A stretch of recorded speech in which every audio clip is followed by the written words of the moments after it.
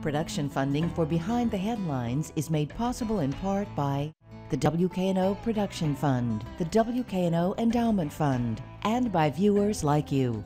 Thank you.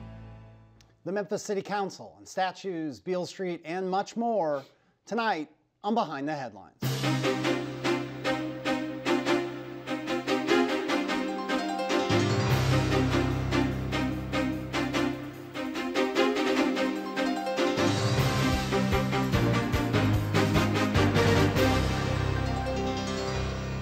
I'm Eric Barnes, publisher of the Memphis Daily News. Thanks for joining us.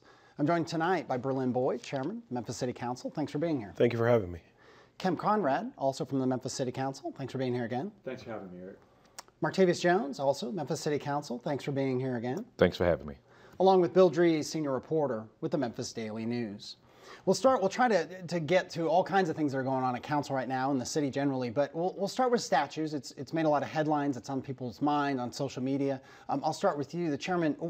One thing I hear critics of the attention that's being paid by the city, by the mayor's office, by the council, the states involved, the mediation that started is, why is this the priority? There are people who don't like the statues, don't like what they represent. Why is so much time, energy, and even arguably money being spent on this issue right now? Well, Eric, as you know, we're coming up on MLK 50, the 50th anniversary of Dr. King's assassination, which happened here in Memphis, April 4th. And it's the one thing that we don't want to do in a national light is to look bad that we are some backward city. With the martyrs of civil rights issues or with individuals that represented the Ku Klux Klan still basically is point and center in the heart of the city of Memphis. So therefore the city, the administration and the council, we have been in lockstep doing the right thing, trying to abide by the law and to have those statues removed.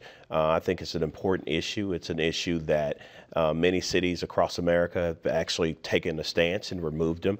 And we don't want to be that last city to have those monuments standing.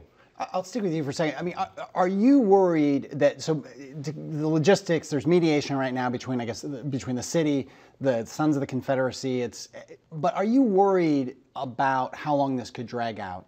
And are you worried, and I've heard people express, and I've mentioned on the show before, that once the legislature goes in session in January, February, they could really they could make this even harder than it is now for the city to get rid of these statues? Well, as you know, Eric, we are, Nathan Bedford Forrest falls under the 2003 piece of legislation, 2006, legislation for the Historic Commission.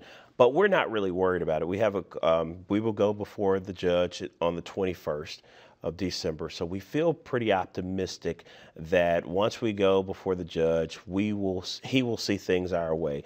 We have great attorneys working on it. Nathan Bedford Forrest is not a war monument, so that's established. So therefore, I think we have the leeway we need to have those statues removed. Do I remember right? And I should have looked this up. I think the council was unanimous in wanting them removed. Is that right? And what do you hear, Kemp? Do you hear people saying, "Why are you focused on this? Why is this the priority right now?" Well, you're correct. It was unanimous, and this kind of reminds me of the song. I was country before country was cool. The council didn't just take this up this year. It was several years ago when we first voted on this, and it has been tied up in a legal process. So the city council or the city of Memphis or the mayor, we didn't just start to focus on it this year with Charlottesville. It has been in process for several years, and that's you do hear one of those arguments. That's one of the ones you hear. Well, there's so much crime going on, so why are you doing this? Well, the city council, the mayor, we can walk and chew gum at the same time. We can fight a lot of different battles. We can move the city of Memphis forward on a lot of different fronts. So, but it's symbolic. It's important to a lot of people in Memphis, and it is something that needs to happen as soon as possible. And I would agree with the chairman.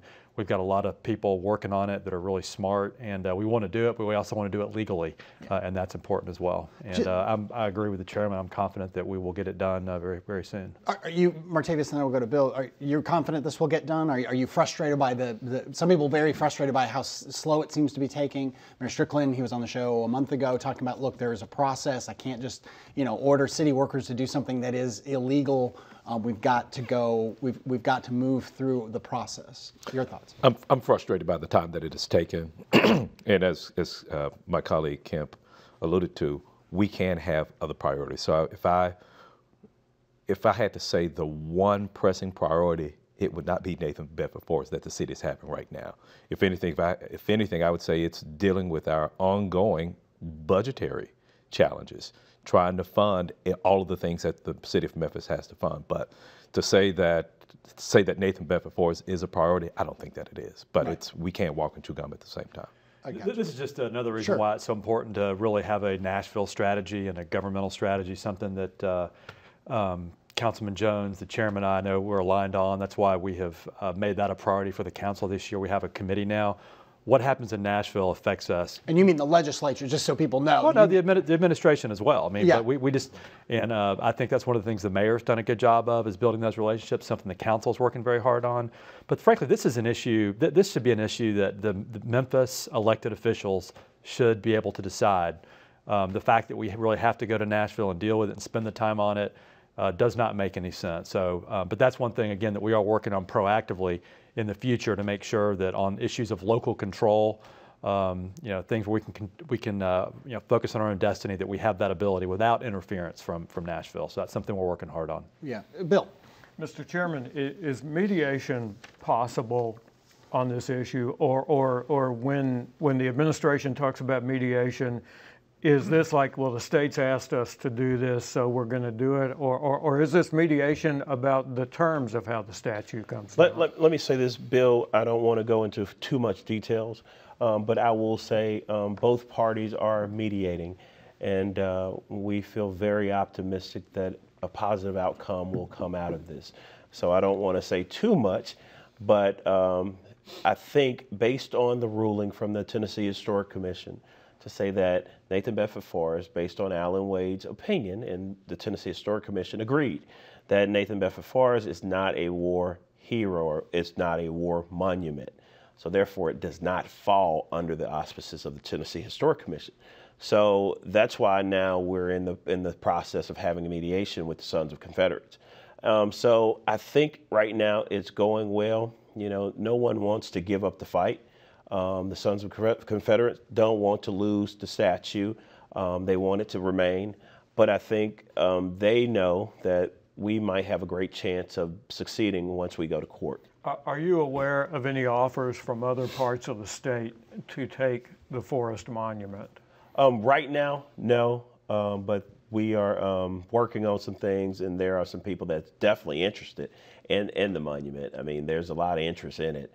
But it comes down to logistics and expenditures, who will fund to have it removed at that point in time. We'll move on a little bit. I mean, we could talk through all this, but again, as we said at the top of the show, there's so much going on. An ordinance put forward and I'm gonna botch this a little bit. It came out of things like runs, 5Ks, the marathon, which is coming up just a day from when this show will air, to put some more restrictions or limits, or at least some more rules in place. Maybe, I don't know who wants to take this. I'll turn to you again, Mr. Chairman. What is this proposal about? And it gets into even parades, it gets even, then the protesters, do they have the right to assemble? It got real complicated, an issue that started with constituents who complained that, boy, a 5K was going on in my neighborhood and I got locked in my driveway. Right. Well, what is the proposal? Let me just say this, Eric. I think it was really taken out of context. And as a council person, when you propose an ordinance or an amendment or making a change to an ordinance, it's not clean on the first initial draft when you take it before your colleagues. That's why we go through 3 readings. That's the process. And once we get to the 3rd process, then you will have a clean document. It was said by my colleague, Councilman Hedgepeth, that this had nothing to do with the right of assembly. It was strictly for parades and 5Ks. So therefore, it was a separate issue. The parades and protesters is bifurcated from that actual ordinance. So they have no similarities into his changes to that particular ordinance. The one thing that is doing it actually gives protesters a little bit more strength in the changes that Councilman Hedgepeth basically proposing to make. Yeah, in the commercial appeal, Ryan Poe, who's been on the show before, talks about how Richard Smith, son of Fred Smith, FedEx executive, it started with Richard Smith. That was kind of the premise in part of Ryan's article. We talked a little bit about before the show. I'll turn to you, Kim. Do you have constituents say, hey, I got locked in my driveway? I mean, is this just about one person's complaint, or is it something you hear about from constituents? Oh, it's something I've definitely heard before. Yeah. And, I'll say a lot of times things that we are working on in the council, all the great and good ideas, they don't reside with 13 of us, I promise you. They reside with the people. And a lot of the things that we work on are ideas that come from, Memphians. One that just comes to mind is the food trucks that Mayor Strickland, when he was on the council, passed. That came from, folks in that industry. So a lot of the things that we propose are things that we hear, good ideas from Memphians, and we, start putting it through the legislative process. So yeah, Martavius, thoughts on this? I mean, do you hear from constituents who say, look, this is disrupting my neighborhood or my business or whatever? And two, do you feel like the ordinance is going in a direction that's appropriate? I haven't heard much from my constituents about this being that much of an issue. I take a little exception to it, the way that it's originally drafted. I'm thinking about the expense when we talk about the small 5Ks. There's one that just started in Orange Mountain. Its inaugural year was this year. I'm thinking about the expense and the burden of having to inform everybody on that particular route. We start with the 5K. There are some 10Ks that take place. What's going to be the method of disseminating this information? Look, what about the time period? So there's still, as Chairman Boyd indicated, there's still some modifications that have to take place. But I think, to say that we have a final draft right now, me for one, I wouldn't be one to advocate for anything that's going to restrict anybody's right to assemble. I think that the 5K or the marathon issues are a little bit different than the public assemblies. Right. If we're talking about, and I think part of it is extending the notification process. I think during this time, we come up with some balances of what's best for the public interest as well as the city of Memphis's interest. Is there some irony in this too, though, and stay with me when there was a time in Memphis when, people always talked about people fleeing the city, people fleeing the urban core, and this is one of these things of unintended consequences of the popularity of people, in Orange Mound. Who would have thought 10 years ago that there'd be a 5K in Orange Mound? A lot of people would have thought, well, that would never happen, and that there'd be Memphis was the city where everyone's overweight and no one exercises, and now there's so many 5Ks that you have to adjust the regulation. I mean, is there some amount of unintended consequences of things like this that people wanted for so many years actually occur? I think it's great. It's this is the kind of what I call a high class problem that we like to deal with. The Greensward issue and Zoo, that was a high class problem. How do you've got two things that are so popular? How do we deal with it? The thing that's so sometimes just disconcerting is how so quickly it evolves into just a negative war when there is no. I think in this, it's not like Reed's in a black helicopter trying to, figure out some way to quash free speech. I mean, right. it was a good first attempt to, try to make 5Ks better, because you should. If you've got to get out of your house to go whatever, I mean, you should be able to do that. And so I'm sure this also, anytime you do anything legislatively, man, it's hard. It takes a lot of time. There are a lot of people you got to talk to. Councilman Jones is proposing open carry on Main Street. He's going to work really hard on that to try to make the city better. But there are a lot of stakeholders. So everything is really hard. And if people would just kind of trust and let the process work without kind of going to their guns from the first get-go, I think it'd be a healthier process. But it is great we have 5Ks going on all across the city. And this is probably one of those things, too, where there's a way to do it. I mean, you should be able to get out and also run safely on certain streets. So, yeah. Bill. It is interesting that since the committee discussion on this last week, that some of the folks who were concerned that maybe this was going to affect protest have started to say, well, why don't we review the protest part of the original ordinance anyway? Is it possible that you could take a longer look at that? Those are amendments, Bill, that will come at the third and final reading. And I think that with, like my colleague, Councilman Jones just mentioned, no one, I know for myself personally, was trying to take away anyone's First Amendment right. And I think that everyone has a right to assemble. But I think what people fail to realize, people have a tendency of dispersing information and changing the dynamics into the direction they want them to go. You know, we're just trying to make government better. We're trying to make Memphis better. We're trying to make Memphis attractive and succeed. So therefore, when you have antiquated legislation and laws in place, it's time to look at things and say, hey, how can we move the city forward? So I agree. I think there are ways now to bring those conversations to Councilman Hedgepeth. And type of guy Councilman Hedgepeth is, I'm sure he will accept that, those amendments. And I have a few amendments that I want to make to his proposed legislation. Did the number of people required for a permit for a demonstration, was that part of the original, or did that, at what point did that get interjected into this? Okay, so let me just explain. What happened was originally Reed pulled the original ordinance. In the original ordinance, it states everything in which everyone read. Only thing Councilman Hedgepeth was doing was inserting and modifying about parades and races. Right. That's it. He didn't really touch the rest of that ordinance. So when people started reading, they said, oh, this is so messy, it was botched, it was this. Well, simply because when you're drafting legislation, you have to pull the main ordinance. You have to say ordinance number, whatever. And so hopefully this will kind of educate the public to know that we're pulling an ordinance. All of this language is existing in the existing ordinance. You're not addressing, you're addressing that one part. And so we can clean it up as we go. Can I say something? Yeah. Councilman Jones looked at me really funny a minute ago, and I said open carry, I think. I think I meant to say open container.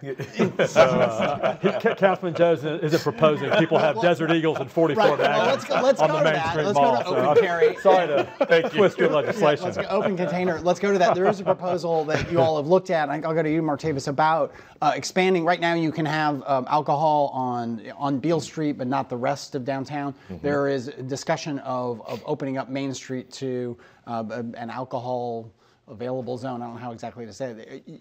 Your thoughts on that? This came about during the trip that we took to New Orleans. New Orleans firstly was about seeing what they're doing to keep Bourbon Street safe, bringing some of those best practices back to Beale Memphis. Street and the security, which we'll talk about. Correct. Keep going. But one of the things that I just saw the activity, the volume of people. I didn't see faces. I saw dollar signs, Eric. And I saw this is economic activity. The revenue that's generated on Bourbon Street funds so many other operations, so many other city operations of the city of New Orleans. And arguably, the revenue that's generated in the French Quarter, New Orleans, that drives the entire state of Louisiana.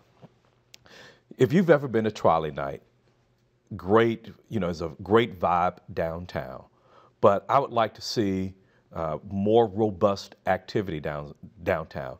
In the commercial appeal this past week, Mr. Evanoff talked about we have fewer restaurants per thousand than Louisville.